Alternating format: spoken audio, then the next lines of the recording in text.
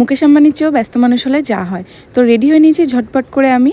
So এবার বেরিয়ে পড়েছি আর হাতে করে টুপি নিয়ে নিয়েছি, কারণ যাওয়ার সময় গাড়িতে ভীষণ ঠান্ডা লাগবে। স্টাইল মারতে পারবো, বাট কান দুটো তো আমার স্টাইল দিতে পারবে না, তাই। আর ফার্মের ভিউটা দেখো। দেন আমরা বেরিয়ে পড়েছি যাওয়ার জন্য মিলন মেলা। মেলা শেষ হতে আর 2 দিন বাকি, শেষ হওয়ার আগেই চলে এসেছি। না মেলাটা শেষ হতে দেয়নি, ভাগ্যিস 2 দিন আগে চলে এসেছি। আমরা দুজন এতটাই ব্যস্ত মানুষ যে যাবো করে দুজনের মধ্যে কারোরই সময় ছিল না। যে নিয়ে যাবে তারও সময় ছিল না, আর আমি যে যাবো আমারও সময় ছিল না। দেন আমরা চলে এসেছি মেলা। তারপরে এই দেখো এই জিনিসগুলো দেখছিলাম। তারপর আমার মনে পড়ে গেল, না আমি তো বাচ্চা না, মাঝে মাঝে ভুলে যাই, বাচ্চাদের বান্ধব জিনিস কেনার জন্য বায়না করি। তারপরে এই ভয়ঙ্কর জিনিসগুলো দেখছিলাম। ভাই রে ভাই, কি ভয়ঙ্কর!